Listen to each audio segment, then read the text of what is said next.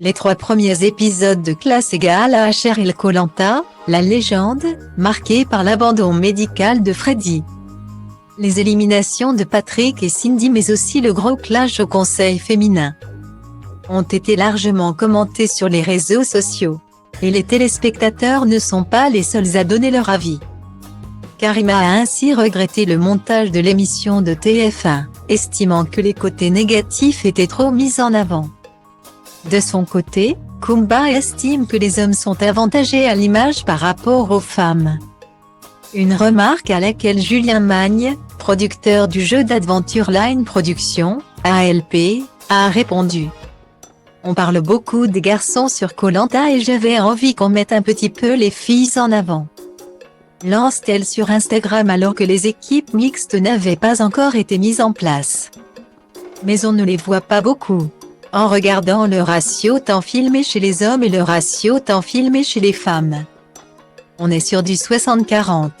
On n'a pas le même temps d'écran.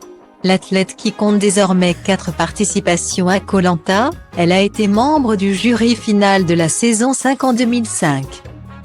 Éliminée à l'orientation du choc des héros en 2010 et de la revanche des héros en 2012, a pour rappel lancé un mouvement Girl Power sur le camp, indiquant vouloir que le carré final ne soit composé que de filles.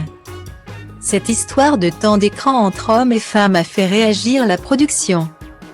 C'est auprès de nos confrères de Télé Loisirs que Julien Magne prend la parole. Et on a fait un petit exercice. On a regardé concrètement le temps d'antenne consacré aux hommes et aux femmes.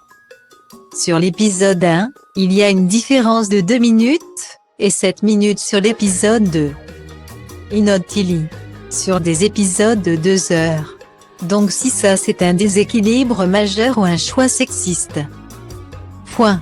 Je crois qu'il faut réfléchir un petit peu et de nuancer tout de même ses propos, et après que chacun ait un ressenti subjectif. C'est humain. Mais il faut le confronter à la réalité, et en bref, c'est un sujet clos.